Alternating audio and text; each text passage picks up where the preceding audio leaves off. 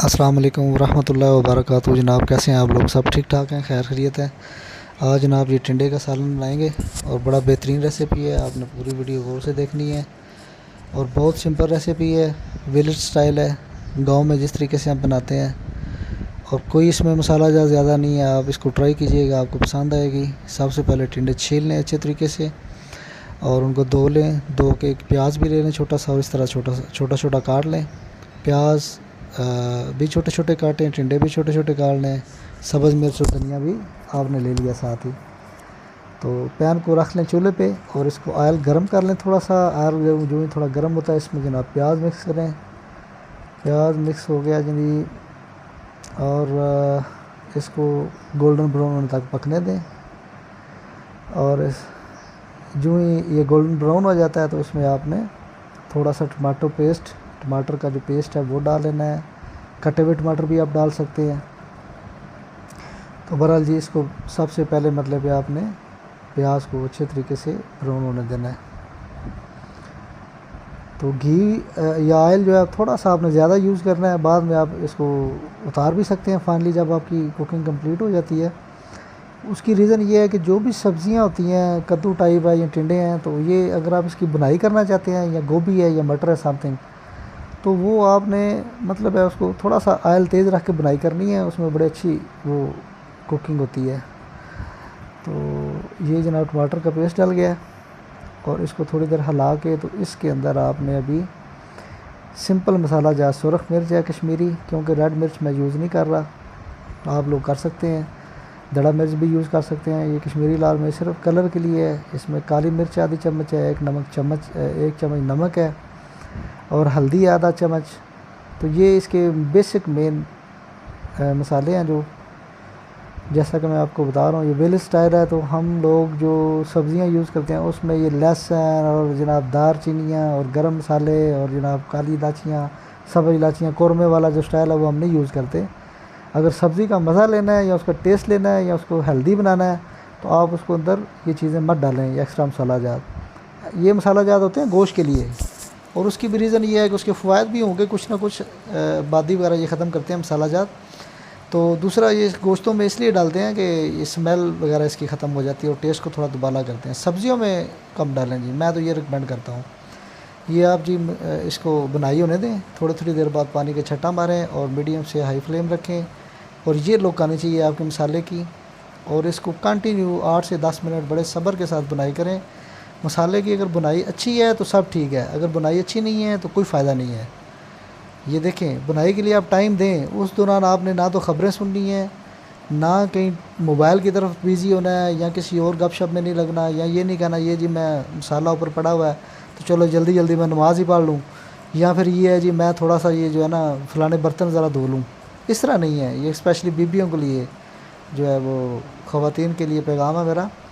तो मर्द हज़रात भी है, ज़ाहिर बात है, कुकिंग ये तो नहीं देखती कि मुझे मर्द बना रहा है या औरत बना रही है। तो कुकिंग को एक टेक्निक के साथ और बड़े टाइम के साथ बनाना होता है। तो ये बुनाई देखें बड़ी बेहतरीन हो रही है, मुझे तो बहुत अच्छी लग रही है। और आपने भी देखी, आप जिनको बुनाई का पता है वो मज़ीद ये टेक्निक सीख सकते हैं कि इसको बड़े हौसले के साथ थोड़ी देर बाद पानी के छट्टे मार के इसको बुनाई करना होता है। ना तो नीचे लगने देना होता है इसको, और ना ही बिल्कुल इसको बहुत ज़्यादा पानी डाल के तो शोरबा बनाना होता है। बुनाई का मतलब ये होता है ऑयल और पानी के मिक्सचर में एक सूटेबल टेम्परेचर पे आप उसको पकाएं। तो मेरी वीडियोस थोड़ी सी लंबी होती हैं, अभी ऐसा ऐसा मैं शॉर्ट वीडियोस की तरफ आ गया हूँ तकरीबन। लोग मुझे मशवरे दे रहे थे जब मैंने चैनल स्टार्ट किया कि आप जी बहुत लंबी वीडियो बनाते हैं। तो मैं उनको अमूमन बताता था कि मेरी वीडियोस बेसिकली बिगिनर के लिए वो एडिटोरियल टाइप है, या एक लर्निंग सेशन है मेरा, कि कहाँ से कटिंग स्टार्ट होती है, कटिंग होती कैसे है, फिर बुनाई कैसे होती है, सालन की स्टेजेस क्या हैं, कुकिंग स्टेजेस क्या होती हैं, फ्लेम्स कितनी रखनी होती हैं, कलर क्या होना होता है। तो अभी ये मसाले बुनाई कंप्लीट हो गई तो आप सब्ज़ी को इस टाइम पे डाल सकते हैं। मेरी अम्मी इस तरह आधा जो मोटा मोटा धनिया होता था ना डंडियों वाला, वो इसके अंदर डालती थी खुशबू के लिए, और इसकी बुनाई भी हो जाती है। अभी ये जी टिंडियों की बुनाई होगी। इतने ही साथ में आपने टिंडे लेने हैं, और या टिंडियाँ जो भी हैं सब, इसको बड़े अच्छे तरीके से आप जब मार्केट से लें फ्रेश लें, पक्के हुए नहीं होने चाहिए। फ्रेश की निशानी होती है कि उसकी बड़ी बाकायदा उसकी फ्रेशनेस नज़र आ रही होती है, उसको हाथ लगा के आप दे सकते हैं, निस्बतन वो नरम होती हैं, बहुत ज़्यादा हार्ड नहीं होती। बहरहाल सब्ज़ी अच्छे तरीके से लें फिर ही उसका मज़ा आएगा। ये अभी इसकी बुनाई स्टार्ट हो गई है टिंडों की, तो इसको भी बुनाई होने दें बड़े अच्छे तरीके से। जिस तरह पहले मसाले की बुनाई होती रही है, इसी तरीके से सेम इसको भी 5 से 7 मिनट आपने बुनाई करना है। और थोड़ी थोड़ी देर बाद पानी का छटा मार लेना है। आपने देखना है कि जब नीचे लगने लगे यहाँ इसका आप लुक आपको नज़र आ जाएगी कि ये बिल्कुल अभी घी बच गया है, तो आप पानी का ज़रूर उसमें छटा मारें और उसको ऐड करें पानी को थोड़ा सा। पानी बहुत ज़्यादा ऐड नहीं करते। तो बहरहाल ये बुनाई आप देख रहे हैं बड़ी प्यारी लुक है और बड़ी अच्छी तरीके से बुनाई हो रही है। इसको भी कंटिन्यू बुनाई होने दें।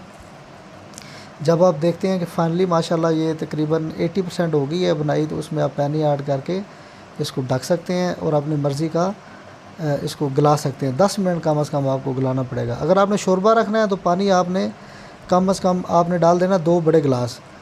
तो वो जब 10 मिनट उसको पकेगी, फाइनली उसके अंदर उबाल आएगा और पक के शोरबा आपका 1 गिलास रह जाएगा, वो बड़ा टेस्टी हो जाएगा। अगर आपने ये बुनाई स्टाइल रखना है तो इसी तरीके से पानी के छट्टे मार के आप इसको बुनाई कर लें और 80% होने के बाद आप इसमें 1 गिलास पानी डालें। तो उसको फिर आप ढकें, 10 मिनट उसको उबाल आने दें, सही पकने दें प्रेशर में। और तब वो आप देखेंगे कि ये फिर टिंडियाँ गल भी जाएंगी और बुनाई स्टाइल की होगी। शोरबे वाली जो होगी जब आप उतारेंगे, फिर ये देखें अभी पानी डालना है, तो ये मैंने बुनाई स्टाइल में बनाना है तो इसलिए मैं कम डाल रहा हूँ। अगर शोरबा रखना है तो आप ज़्यादा पानी डालें। तो अभी इसको तकरीबन 10 मिनट ढक दें। 5 मिनट के वक्फे के बाद आप चेक कर सकते हैं कि नीचे ना लग रहा हो। नीचे जो आँच है उसको भी आपने याद से मीडियम करना है, यानी कि अभी मीडियम टू हाई थी, अभी हाई टू मीडियम कर देना है। तो ये भी है, मैंने देख लिया जनाब, एक दफ़ा देख के दोबारा चेक किया, ये भी इसमें कसर थी। तो मेरे चैनल को ज़रूर आपने सब्सक्राइब करना है और इसको ज़रूर ट्राई करना है। ये बिल्कुल देसी स्टाइल, गांव के स्टाइल की है, टिंडियाँ बनी हैं। इसी तरीके से सेम तरीके से आप कद्दू भी बना सकते हैं और 1-2 और सब्ज़ियाँ अगर सर्दियों में बनाएं तो आलू गोभी सेम इसी तरीके से बनती है, उसमें सिर्फ अदरक ऐड हो जाती है। तो ये बहुत प्यारी लुक बन गई है। इसके अंदर आप अभी ज़ीरा जो है थोड़ा सा ले लें, तो उसको अपने हाथ पे मसल के, ये भी मेरी अम्मी के स्टाइल है, अम्मी जान मेरी इस तरीके से डालती थी, और साथ ही धनिया डाल के ढकते हैं 5 मिनट के लिए। तो इसकी सारी खुशबू जो है इसके अंदर चली जाएगी। तो ये बहुत प्यारी जनाब तैयार होगी अंडी। फाइनल लुक मैं आपको डिश आउट करके दिखाता हूँ। और आपने मेरे चैनल को सब्सक्राइब करना है, लाइक करना है, शेयर करना है, कमेंट्स भी ज़रूर करें। मेरा चैनल जो है वो बड़ा अरसा हो गया है, तो उस पर ये बेसिकली व्लॉगिंग, कुकिंग सब कुछ इसके ऊपर चल रहा है। तो आप कह लीजिए मेरी वीडियो देखा करें, उसको लाइक एंड शेयर ज़रूर किया करें ताकि मेरा चैनल को सपोर्ट भी मिले। और ये जनाब अभी देखें, विदाउट बीवी जब आप रह रहे हो तो आपको ये तरीके भी आने चाहिए। ये बेकरी से आई हुई है रोटी और सिंपल ये ब्रेड है, इसको आप हल्का सा ऑयल लगा के गर्म कर लें तो बेहतर होता है, क्योंकि बिल्कुल खुश्क होती है तो वो गर्म सही नहीं होगी। तो इसमें बहुत ज़्यादा ऑयल नहीं लगाना। तो ये ऑयल के साथ, ब्रेड के साथ ये सब्ज़ी बहुत टेस्ट करेगी। तो ये आप देखें जी, रोटी गर्म हो गई है, तो इस रोटी को आप इस सब्ज़ी के साथ खा सकते हैं जनाब। ओके जनाब, अगर आपको मेरी ये वीडियो अच्छी लगी है तो इसको लाइक एंड शेयर ज़रूर कीजिएगा। और बगैर बीवियों के जो लोग हैं वो बेचारे, और जो छड़े हैं जिनकी बीवियाँ हैं ही नहीं हैं, वो इस वीडियो से बहुत फ़ायदा उठा